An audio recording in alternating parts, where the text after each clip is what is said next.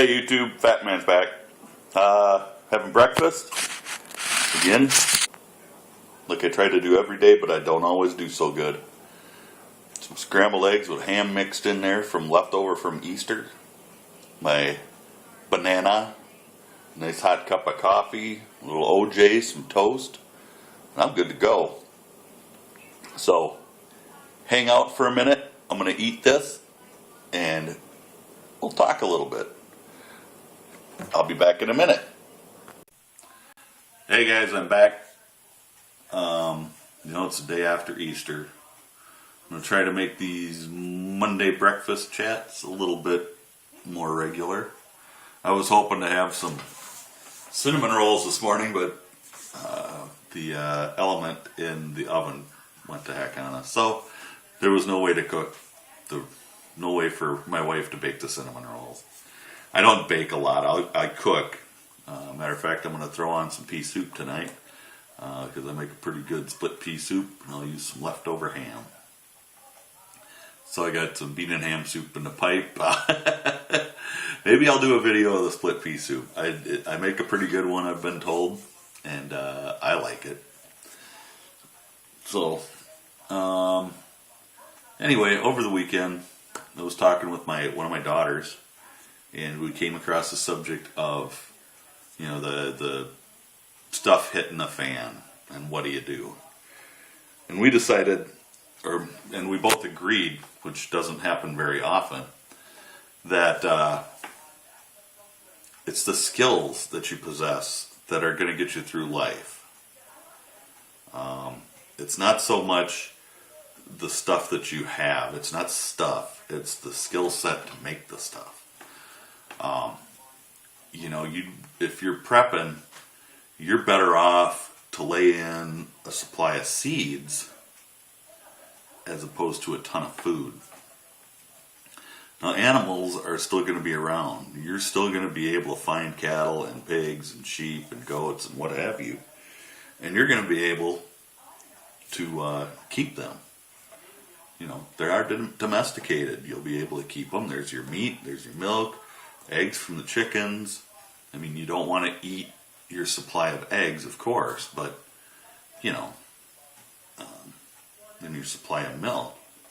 And you want to learn how to keep animals. This is our opinions purely. How to keep animals, how to preserve foods, canning, yada, yada, yada. Those are the kind of skill sets that are going to be needed. How to make things, how to build things.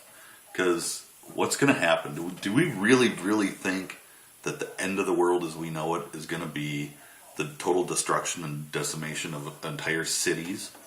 I kind of doubt it. I live in a small town in southern Minnesota. I kind of doubt, really, that anything's going to happen.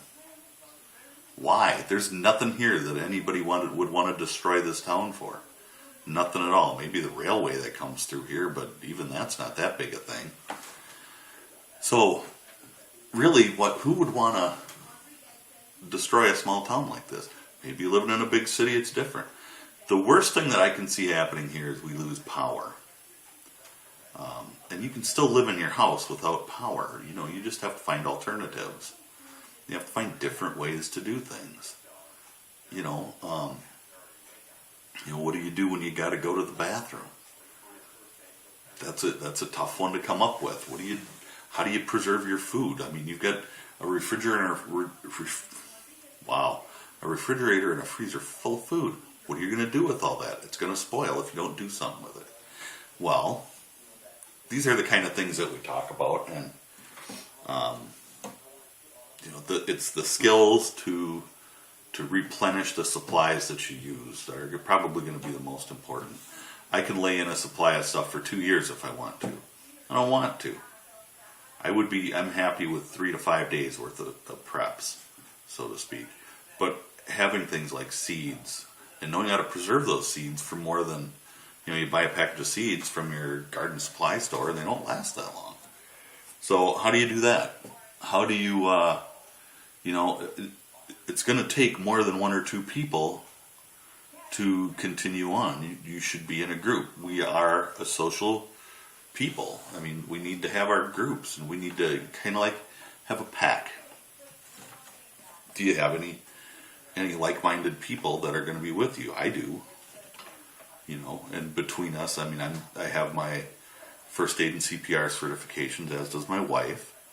So medically, you know, we're not doctors by any means, but we can probably get by. We don't know about all the medications and stuff, but you know, so those are some things to consider. What kind of preps do you put aside? And we're just looking at a 3 to 5 day situation here. I don't want to look at, you know, the whole end of the world isn't going to be what people think it's going to be. We're not going to suffer total social and economic collapse in the United States. What we're going to have is we're going to have a few people going kind of crazy and being kind of stupid. And I call it stupid because I will shoot you if you're going to be stupid at my house.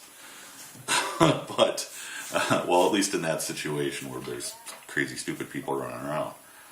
But what do you do? Really? And I'm probably not actually going to shoot anybody. I'm probably just going to bar the house. They'll get tired of me sooner or later. But what are you going to do? What kind of stuff do you put away? What kind of stuff do you prepare? But just look at 3 to 5 days. What kind of stuff would you have, would you need to survive for 5 days? 3 to 5 days. So if something happened, I mean, when you look at it, the reality of it is, the biggest thing that's probably going to happen here where I'm at is we might have a tornado. And a tornado would wipe out, you know, could wipe out potentially most of the town. What would I do? I'm gonna have the power's gonna be out for an extended period of time. Could be 3, 5 days, I don't know. And that kind of stuff. So that's what I'm looking at. It's not gonna be the end of the world. We will rebuild within a month, everything will be back to normal. You know, within a few months at least.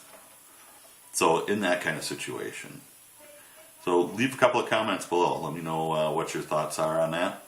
And appreciate you watching the videos. If you're not already subbed to me, give it some thought. Maybe sub. Maybe not. Maybe you don't want to. That's okay.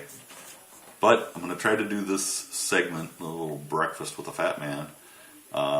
We'll try to do that every week. I'm pretty much have Monday mornings free, so they're pretty quiet for me.